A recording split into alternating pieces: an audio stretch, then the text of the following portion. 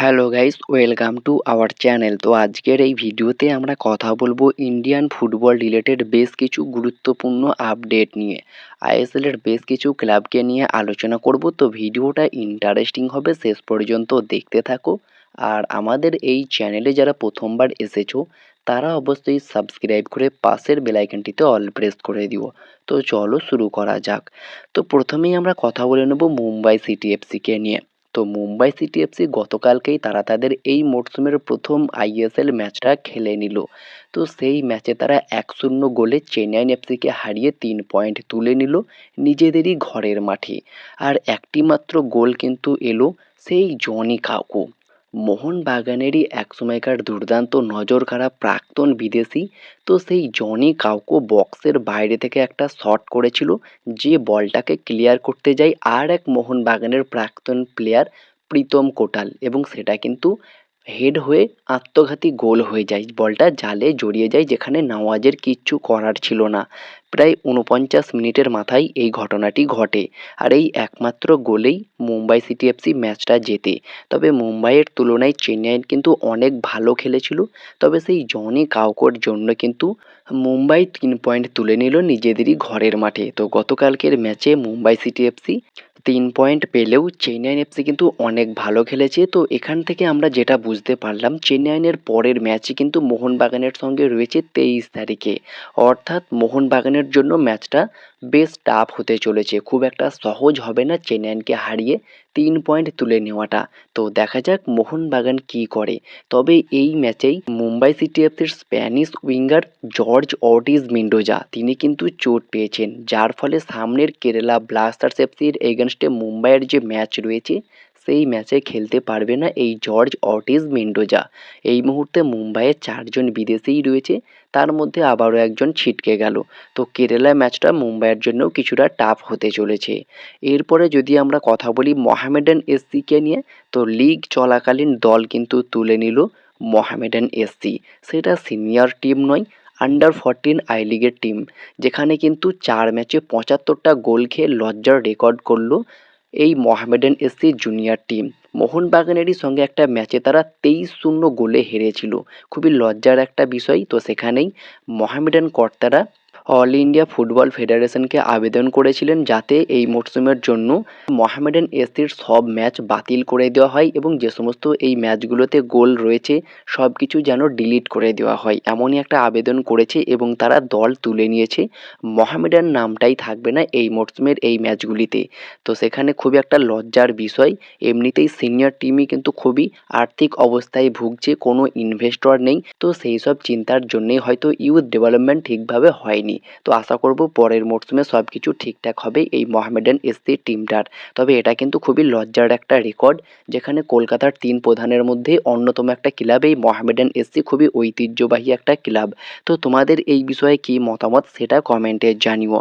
এরপরে যদি আমরা কথা বলি ওড়িশা এফসি এবং মোহনবাগানের ম্যাচ নিয়ে, তো যে খবরটা বেরিয়ে আসছে 6ই মার্চ কলিঙ্গ স্টেডিয়ামে উড়িষ্যার বিরুদ্ধে যে ম্যাচটা ছিল, তোমাদেরকে জানিয়েছিলাম জুয়োহারদিতে হতে পারে কলিঙ্গ স্টেডিয়ামের পরিবর্তে।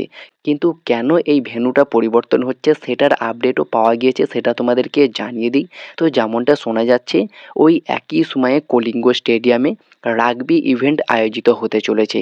শোনা যাচ্ছে মার্চের 4 তারিখ থেকে 17 তারিখ পর্যন্ত এই রাগবি ইভেন্ট কলিঙ্গ স্টেডিয়ামে হবে, যার জন্য কলিঙ্গ স্টেডিয়ামকে বুক করা হয়েছে। তো সেই কারণেই ওড়িশার ম্যাচটা জুয়োহারদিতে শিফট করা হচ্ছে। তো এটা মোহনবাগানেরই কিছুটা ফায়দা উঠে আসতে পারে। এরপরে যদি আমরা কথা বলি কেরালা ব্লাস্টার্স এফসিকে নিয়ে, তো কেরালা ব্লাস্টার্স এফসি কিন্তু তাদের 6 নম্বর বিদেশির সঙ্গে খুবই ক্লোজ কথাবার্তা চালাচ্ছে। তবে সেই প্লেয়ারটার নাম কিন্তু এখনও শোনা যায়নি। তবে আমার মনে হয় কেরালা ব্লাস্টার্স এফসি টিমের যে প্লেয়ারের প্রয়োজন রয়েছে সেটা হচ্ছে আদ্রিয়ান লুনার একটা প্রপার রিপ্লেসমেন্ট। আর অল্প টাকার মধ্যে কিন্তু কেরালা প্লেয়ারটাকে চাইছে। তো সেক্ষেত্রে edu Garcia one of the best option হতে পারে। তার কারেন্ট মার্কেট ভ্যালু খুবই কম, 80 লাখ টাকা, এবং বর্তমানে তিনি খুবই ভালো পারফরমেন্সও করছে। বর্তমানে একটি স্প্যানিশ ক্লাবে খেলছে। তো সেখান থেকে তাকে যদি কোনো প্রকার মিউচুয়ালি কন্ট্রাক্ট টার্মিনেটেড করিয়ে কেরালা সই করাতে পারে, কেরালা দলের জন্য one of the best signing হবে আপাতত এই মরশুমের জন্য। আর এডু গার্সিয়াও কিন্তু একসময় আইএসএলে এটিকে মোহনবাগান পরে হায়দ্রাবাদ এফসির হয়ে দুর্দান্ত নজর কেড়ে গিয়েছে। তো সেই এডু গার্সিয়াকে আমরা অবশ্যই মিস করছি।